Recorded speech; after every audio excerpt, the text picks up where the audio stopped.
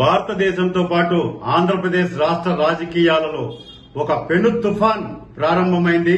ప్రజలంతా కూడా ఈ రోజు భారతదేశం ప్రపంచ దేశాలతో అగ్రగామిగా పోటీ పడాలని చెప్పని ఆడ ఎన్డీఏ కూటమికి, అదేవిధంగా ఆంధ్రప్రదేశ్ లో ఏదైతే ఈ రాక్షస పరిపాలన, ఈ అవినీతి పరిపాలన పూర్తిగా పెకలించాలని చెప్పని కసిగా ఓట్లేశారండి. ప్రజలంతా కూడా కుల మతాలకు అతీతంగా, ప్రాంతాలకు అతీతంగా ఈ దుర్మార్గమైనటువంటి పరిపాలన ఈ రాష్ట్రంలో ఉండకూడదని చెప్పని చిత్తుగా ఓడించారు. అంటే నిజంగా వైఎస్ఆర్ కాంగ్రెస్ పార్టీకి ఇది చెంపపెట్టు లాంటిది.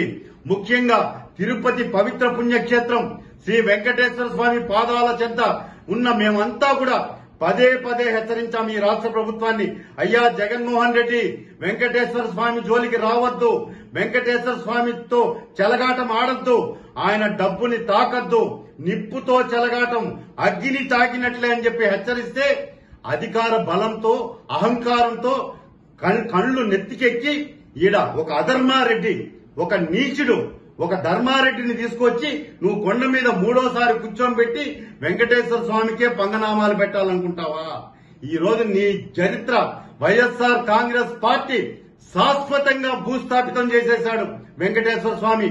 ఒకటే చెప్తున్నాను, అధికార బలంతో, అంగబలంతో, అహంకారంతో వెంకటేశ్వర స్వామితో పెట్టుకోవద్దండి అని చెప్పని హెచ్చరించినాం.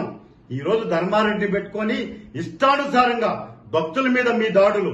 ఈ రోజు సామాన్య భక్తులుగా, తిరుపతి స్థానికులుగా మేము అయ్యా మా స్వామి డబ్బు జోలికి పోవద్దండి, స్వామికి వచ్చే భక్తులకి సౌకర్యాలు కల్పించండి అంటే మా మీద కేసులు పెడతావా దుర్మార్గుడా?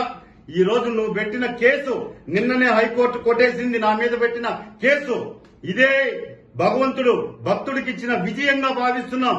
నాలాంటి భక్తులు ఎంతో మంది ఎన్నోసార్లు హెచ్చరించారు, నీ పద్ధతి మార్చుకో, నీ అహంకారమే నిన్ను మసి చేసేస్తుంది, భూస్థాపితం చేస్తుంది ధర్మారెడ్డి అని. కానీ అహంకారంతో, అధికార బలంతో రెచ్చిపోయావు. ఈరోజు టీటీడీ ఉద్యోగస్తుల్ని ఉక్కుపాదంతో అంచావు, తిరుపతి ప్రజల్ని స్వామివారికి దూరం చేశావు. సామాన్య భక్తులంటే నీకు లెక్కలేదు. ఒక దళారీ లాగా తిరుమల కొండ మీద తిష్ట వేసి జగన్మోహన్ రెడ్డి చెంచాగాడి లాగా బతికినావు. ఈ రోజు నీ బండారం బయటపడింది. ఈ రోజు నా మీద పెట్టిన కేసులు నువ్వు పరువు నష్టం కింద వేశావు, దానికి సమాధానం చెప్పా. ఈ రోజు నా మీద వ్యక్తిగతంగా కేసులు పెట్టావు. దుర్మార్గుడా, నీ కథ ఇప్పటి నుంచి కౌంట్ డౌన్ స్టార్ట్ అయింది నీకు. నువ్వు ఎక్కడికి పోయినా కూడా ఈ 5 సంవత్సరాల కాలంలో తిరుమల తిరుపతి దేవస్థానంలో ధర్మారెడ్డి అధర్మంగా చేసిన పనుల మీద విచారణకు ఆదేశిస్తాం. నువ్వు ఎక్కడ దాక్కున్నా కూడా నీకు చెంచల్ కూడా జైల్లో చెప్పకూడదు వినిపించే గతి దగ్గరలోనే ఉంది. అది నేను చెప్పడం కాదు, సాక్షాత్ వెంకటేశ్వర స్వామి నీకు ఇప్పటికే చెంప చెల్లుమనిపించాడు. ఈ రోజు వస్తున్నటువంటి ఫలితాలతో నీకు చివరిగా పూర్తిగా భక్తులంతా కూడా తిరగబడి గుడ్డలిప్పి కొట్టే రోజులు అతి త్వరలోనే ఉన్నాయి. ఎక్కడికి తప్పించుకోలేవు ధర్మారెడ్డి, నీకు అంతం కాదిది. నీ కథ ఇప్పుడు ప్రారంభమైంది, కాసుకో అని చెప్పి ఒక శ్రీవారి భక్తుడిగా, వెంకటేశ్వర స్వామిని మనస్ఫూర్తిగా కొలిచే ఒక సామాన్య భక్తుడిగా నీ అంతం కాదు, నీకు పతనం ప్రారంభమైంది.